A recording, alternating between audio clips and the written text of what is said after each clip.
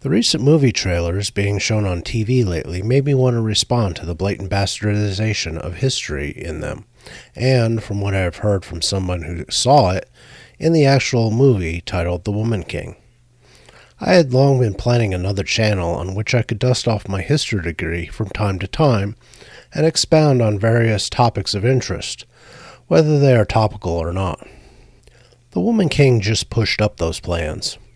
This will not be a channel that gets multiple posts weekly, like a Munchausen's Proxy does. History takes time and research. Way too much time and research for me to push out videos of that kind at that pace, without mistakes. I will make sure to post sources in the description to help those who might either want to research on their own for school or personal pleasure, or to check me on my facts and interpretation. Now on to the history. The Kingdom of Dahomey originated as a people who either moved onto the Dahomey plateau called the Fawn, or as a merging of the native Gidevi and the Aja from farther west and south. Legends, believed to have been created in the 1700s to bolster the Dahomey throne, claim that the kingdom originated with two princes, sometimes three, depending on the source, of the Agasu line. Agasu was a Fawn prince who tried to become king of Tado and lost, taking over the city of Alad instead. In 1600, the two princes fought over succession of Alad. It was finally decided both princes would leave to found new kingdoms of their own. One prince, Teagbanlin, left for the south to found what would become Porto Novo. The other, Do-Aklin, would head for the Dahomey Plateau. His son was granted permission to settle Dahomey by Gidevi chiefs. Later, however, the son, named Dakodonu, wanted more land, and an important chief named Don denied him, getting rather snarky about it. In response, Dakodonu lopped his head off and ordered that his palace be built on the spot, naming the palace to commemorate the event. As I said, legends say. The origins of Dahomey are murky thanks to the revisionism by the kings of Dahomey. Known as Dahomey in the beginning, the name of the city from which Dahomey would be built, the kingdom was a highly centralized and militaristic society. The founding king is usually considered to be Hoeg Baja, who ruled from 1645 to 1685. It was around this time that the slave trade with Europeans from Portugal, Holland, and Britain in the coastal kingdoms of Whydah and Alada began.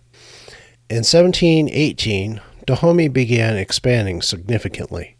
By 1720, King Agaja, grandson of Hoeg Baja, abrogated his treaty with Alada even as he began ramping up his military presence in the region. Unfortunately for Alada, they wound up with a succession fight in 1724. Agaja offered his aid in dealing with the succession struggle. When his troops got to Alada, he had them take over the city in the name of the Kingdom of Dahomey. He moved his capital to Alada shortly thereafter. 3 years later, he conquered Whydah, completing his conquering of the coastal territory Dahomey needed to increase their access to trade with their regional neighbors and Europe. They became a major center of the slave trade until 1852, when the British, tired of trying to get the Dahomey to stop trading in slaves, blockaded the coast against slave ships. Dahomey started a war with the regional power, the Empire of Oyo, 2 years after conquering Whydah. The war lasted about a year, with a lot of cross-border raiding between the two realms. Because of Dahomey's focus on Oyo, the royal family of the deposed Kingdom of Whydah decided to regain control of Whydah. Agaja, low on troops because of his war with Oyo and raiding for slaves and loot, moved a significant portion of his army to Whydah and bolstered his numbers by filling the rear ranks with women dressed as men. This is believed to be the origin of the Agoji, also known as the Dahomey Amazons, featured prominently in the movie The Woman King. Seeing such a massive force arrayed against the defenses of Whydah, the royal family fled, leaving Agaja to retake the city. Dahomey would lose the war, but saved their autonomy by becoming a tributary of the Oyo Empire.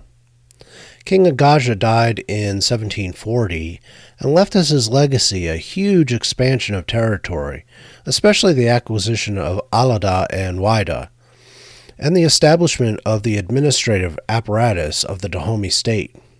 He also instituted the annual celebration of Zwetanu, or annual customs. It involved military parades, distribution of gifts and tributes, religious celebrations that included a human sacrifice to their gods, and conversations between dignitaries about where the kingdom would go in the next year and beyond. Agaja's death started a succession fight, wherein his assumed heir was passed over for Tegbasu, who ruled between 1740 and 1774. Tegbasu moved the capital back to Dahomey and found himself wrestling with the various factions within the kingdom, as well as trying to keep conquered lands loyal to Dahomey and the throne.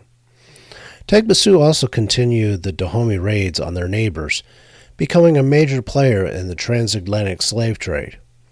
Oyo, seeing Dahomey cutting into their own share of the slave trade, pressured Dahomey to limit their trade.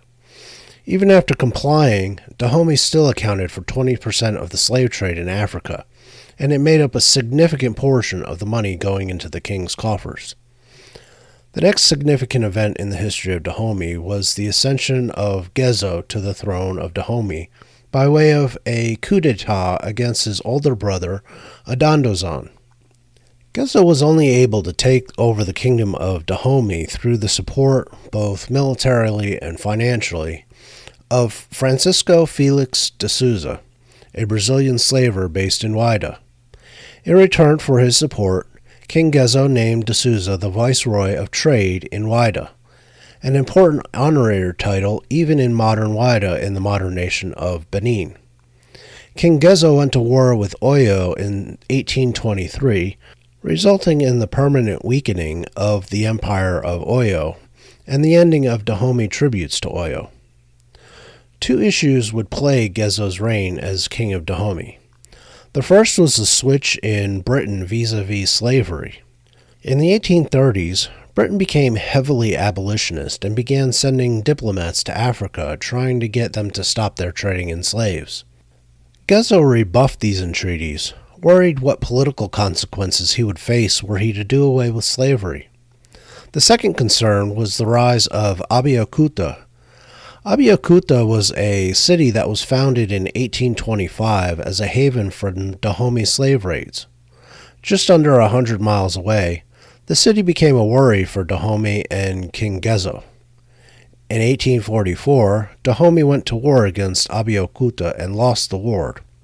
Continued violence in the region also challenged Dahomey dominance in the area through the 1850s and cemented Abeokuta as a rival to Dahomey. All through this time, there arose a debate between two factions within Dahomey. One, made up of the king, various political leaders, and slave trader families like de Souza, wanted to continue the slave trade and rebuff Britain. The other faction was made up of palm oil farmers and some of the chieftains in the kingdom who wanted closer relations with both Abeokuta and the British in order to expand the palm oil trade. In 1851, the British made debates between the two factions moot by sending their navy to blockade the Dahomey coast, including the slaving centers of Alada and Wida. Early the next year, King Gezo caved and signed a treaty with Britain to end the export of slaves. Beginning the same year, he also ended military raids and human sacrifice ceremonies, the two main drivers of eternal demand for slaves in Dahomey. That lasted until 1857, when Gezo caved to political pressure inside of Dahomey and slave raids and military actions resumed. Gezo was assassinated by a sniper associated with Abeokuta in 1858. Large-scale warfare sparked between Dahomey and Abeokuta in 1864. Abeokuta would prevail, and the era of the slave trader began to wane as the rise of the power of the palm oil traders limited their ability to sway the king. The slave trade would never again reach the 1850 levels. It also signaled the beginning of the end of the Kingdom of Dahomey. next problem came with the French. In 1861, the important tributary of Dahomey, a small kingdom called Porto Novo, was attacked by anti-slaving ships of the British. A couple of years later, they asked the French for protection, something Dahomey rejected. The French also had problems with Dahomey over Cotonou, a city they thought Dahomey had ceded to their protection in 1878, and that the Dahomey kept collecting customs taxes on. In the 1890s, Dahomey would fight two wars with France. The first was started by Dahomey in 1889 when they raided Porto Novo and attacked a village, a Dahomey Amazon beheading the chief and wrapping his head in a French flag, mockingly saying that the French protection meant nothing. The French, not ready for war in that region at that point, built up forces in Cotonou, mostly French-trained Senegalese and Gabonese known as tirailleurs, and fortifying the town. On March 4th, 1890, Dahomey attacked Cotonou. There were very few losses for France in that battle that only lasted a few hours. Several hundred Dahomey were killed, including 129 inside the fortifications of Cotonou. A second battle was fought shortly after when a Dahomey army was sent to attack Porto Novo. The force was intercepted by 400 colonial troops and 500 local allies, supported by 3 field artillery pieces. While the ambush failed, the French force was able to form up in a defensive block and retreat in order back to Porto Novo, with the tirailleurs holding the formation and repelling the Dahomey. After the second attack on the French forces, Dahomey signed a peace treaty on October 3rd in 1890. Nobody believed it would hold or that the fighting was really over. Dahomey gave up rights to Cotonou and acknowledged French protectorate status for the Kingdom of Porto Novo. Dahomey's grip on the coastal territory they had conquered under Gezo was all but gone. 2 years later, Dahomey reasserted their claim on the coast, after King Munchausen of Dahomey rebuilt his forces and rearmed them with weapons from German arms dealers. The Second Franco-Dahomey War began with the Dahomey firing on a French ship sent up the Dahomey River to investigate raiding on a town in the river valley. The French declared war and blockaded the coast to prevent further arms sales to Dahomey. July 4th, 1892, France began shelling Dahomey positions in the lower Dahomey Valley. The object of the French was to take the capital at Dahomey and believed conquering the Dahomey would be the only way to stop their raiding. They also saw it as a way to cement their hold on territory on the Gulf of Guinea. With the British in Nigeria to the east and south, and the Germans in Togo to the west, they were beginning to worry about their ability to protect the vast territory of French West Africa's southern border. A 4,000-man army was mustered from Senegal, made up of French Foreign Legionnaires, Marines, artillery, Senegalese cavalry, and the tirailleurs. In mid-August of 1893, after an extensive and meticulous preparation by the French commander, the French began marching up the Dahomey River Valley towards Dahomey. Colonel Dodds, the commander, left a 900-man garrison at Porto Novo. The going was easy at first, but they were soon bogged down in mangrove swamps. Opposite the town of Dogba, they stopped to rest and allow the trailing units to catch up. Assuming they were secure in the makeshift defenses they erected and covered by 2 gunboats, they relaxed. On the morning of September 19, 1893, Dahomey attacked the French force. Despite the shock of the dawn attack, the French repelled the Dahomey force, killing nearly 1,000 while suffering less than 10 dead. The French crossed the river shortly thereafter in hopes of throwing off the trailing scouts set by the Dahomey. On the 4th of October, 1893, the French force was ambushed near Poguesa, shortly after dawn after getting an early start on their march. A shock troop of Agoji, the Dahomey Amazons hopped up on English gin and the exhortations of witch doctors, led the charge backed up by snipers in the trees. Despite the ambush and being led by King Munchausen himself, the Dahomey were repelled again. The Dahomey left 200 dead in retreat, while the French force lost a little over 40. Afterward, the Dahomey resorted to guerrilla warfare to slow the French column. It took a month for the force to march 25 miles to the next major fight around Adagon, close to the sacred city of Cana that King Behanzin's witch doctors assured him would never be taken by white men. The Dahomey fared poorly, losing more than 80 Dahomey regulars and over 400 Amazons, while only managing 6 dead and 32 wounded on the French side. Following the battle, the French force made it to the village of Akpa. From the day they made it to the village, they were attacked daily, though the Agoji were strangely absent. It wasn't until October 15th that they started being seen sparsely. The French waited at the village for resupply and reinforcement by 3 companies of tirailleurs and resumed their march on October 24th. On November 2nd, the French hit the outskirts of the city of Cana. Instead of ambushes and frontal assaults, Behanzin dug his men in trenches and foxholes to slow the French attacks. Seeing how hard the Dahomey were fortified, Dodds tried to maneuver upriver from their camp across the river from the city. The maneuver was countered with artillery by the Dahomey, and the French decided to make a tactical withdrawal to reassess and resupply. King Behanzin didn't understand the difference between a tactical withdrawal and a retreat, and decided to attack what he thought was a routed enemy, only to walk his force into a slaughter. It was at this point that King Behanzin began to have second thoughts about this war. On November 5th, 1893, he sent an emissary to Colonel Dodds to talk terms for a truce. Dodds, uninterested in being merciful after the grueling campaign, told the king he would talk terms when he marched into the capital of Dahomey. Behanzin's British and German advisors reportedly were telling him the French would never get beyond Cana, and the witch doctors were displeased he was talking defeat at French hands.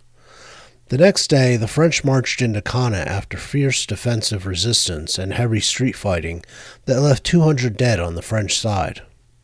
Over the following week, Dodds and Behanzin traded notes, but nothing came of the diplomatic efforts, and on November 15th of 1893, Dodds marched his men towards Dahomey.